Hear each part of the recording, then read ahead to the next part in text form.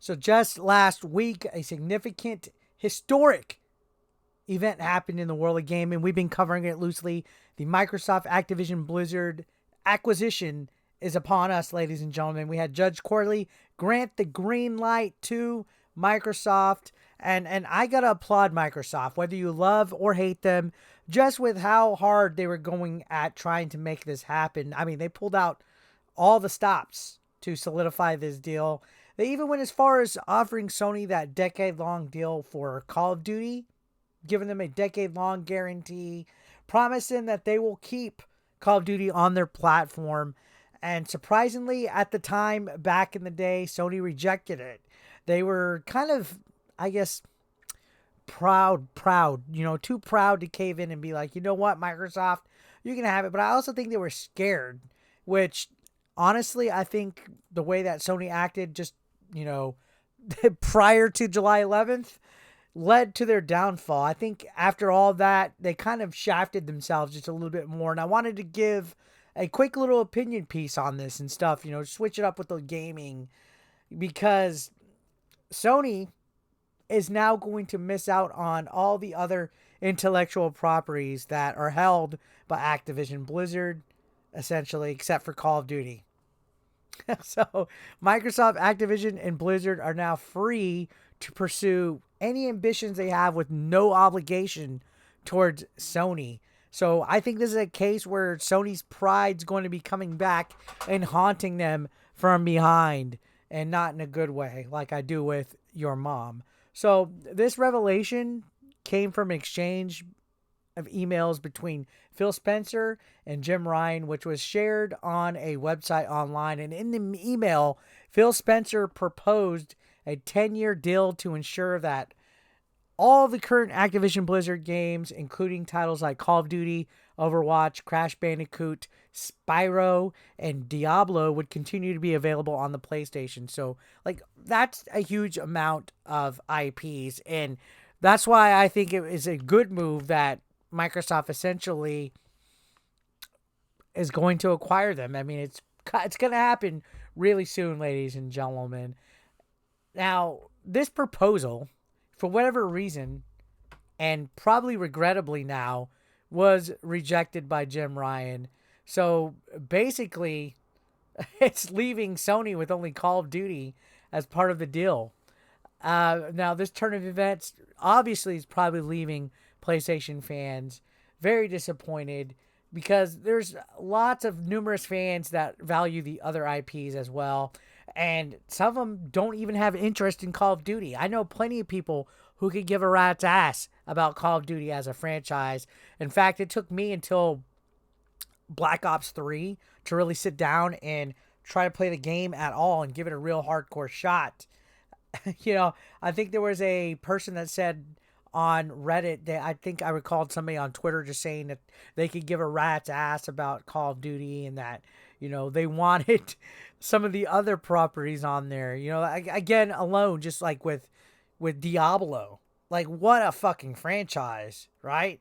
Now, there are other games, which Elder Scrolls, Fallout, Dishonored, Doom, Wolfenstein, that are part of the Bethesda deal, the ZeniMax deal that Microsoft had. So, wow, like holy crap. If you really sit down and think about it, Microsoft is hardcore. So, after this acquisition happens with Activision Blizzard, there's going to be a lot of games that are potentially out of reach for Sony.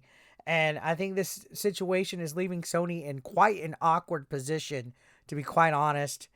Even though they do have strong first-party IPs, Sony's PlayStation Plus platform can't compete with the amount of content that Xbox is going to have readily available for Game Pass. Now, yeah, you could say, oh, they rely on third-party too, which is fair, but a lot of those same third-party games are also on the Xbox. So it is important, this whole, when you look back and think about this acquisition, it's important to acknowledge that Microsoft, Activision, Blizzard still faces challenges and certain uncertainties. As a matter of fact, it remains a matter of, I guess, conflict, whether this monumental buyout, this historical event, which is probably the largest in gaming history. Like what, $70 billion? I think that was it, like 68 something.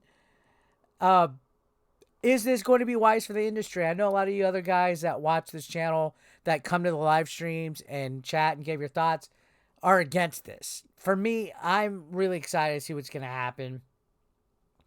The main reason you got to remember why they wanted to do this is that we're evolving. The gaming industry is evolving to a service-based model with Game Pass, PlayStation Plus, and I bet you eventually Nintendo will make something similar to it. We already have Switch Online with the retro games on it, but you got to think of how the industry's changing and they need content. Now, sure, there's drawbacks of subscribing to, I guess, service-based platforms.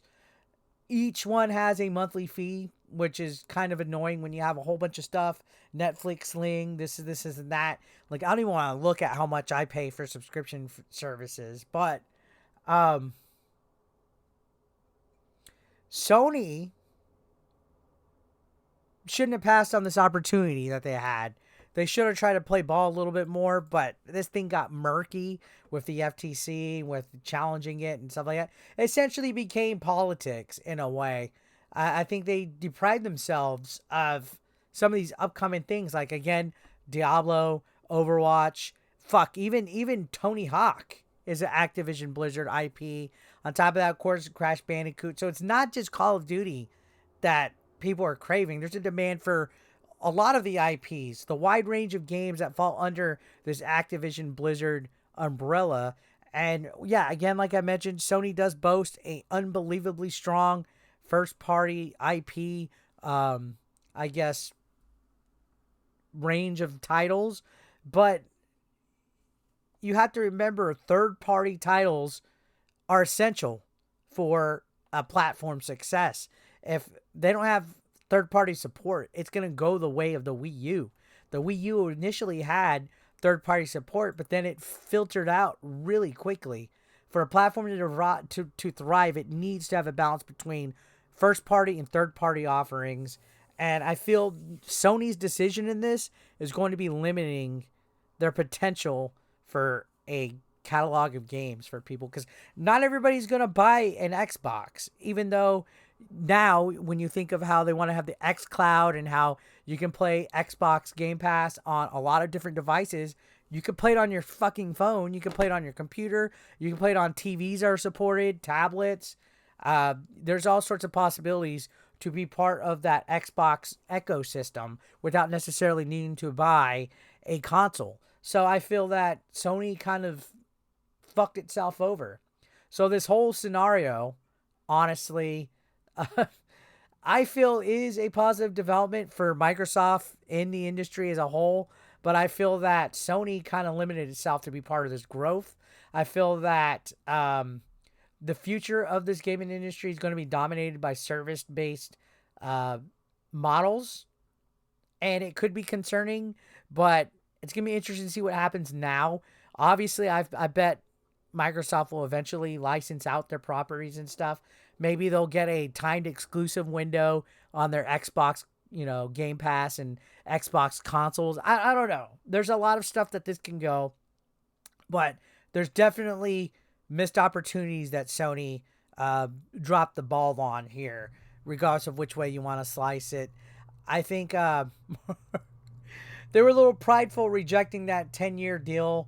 They were really focused on Call of Duty instead of everything as a whole. So yeah, this gaming landscape is going to be evolving, and it's going to be interesting to check it out. So I just want to kind of give my thoughts on everything in regards to this whole acquisition, because my God, was there a lot of stuff that came out of this, a lot of interesting developments, a lot of interesting news. I really wish I would have covered it a little bit more, but now that it's over, we're moving over to the next step, and I honestly am looking forward to it. I got both of the consoles. I got the controllers, everything right here. So I can't wait to see what the future holds for us. Again, I know that there was quite a bit of you guys in the comment section that were really against this acquisition, but then there were some of you guys that were for it, and it was exciting to see the developments and everything kind of like, the drama unfolding. But yeah, let me know what you guys think, and I'll see you on the next one. Thank you for watching.